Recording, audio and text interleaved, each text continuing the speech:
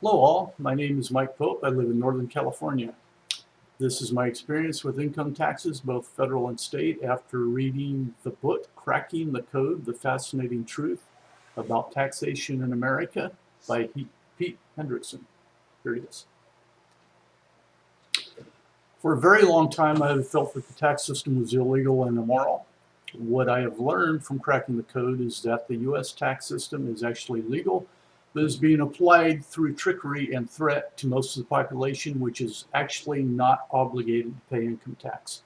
The thing that finally convinced me to find a way out of the forced income tax was the monstrosity known as Obamacare, also known as the Affordable Care Act. When the so-called Affordable Care Act was signed into law, my insurance rates more than doubled.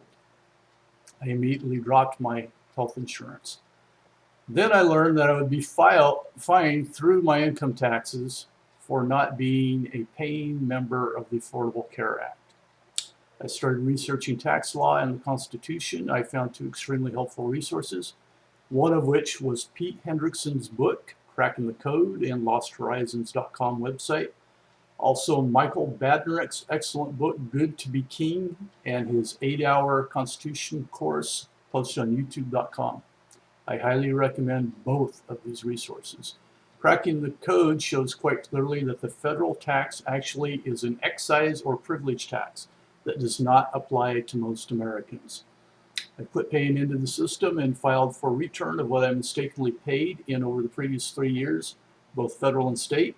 The state sent my refunds back quite quickly, but the feds thought it would be more fun to send me a couple of harassment letters and have refused to be helpful in any way.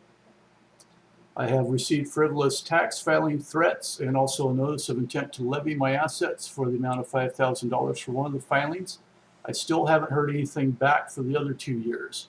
I am not about to give up now that I know the law.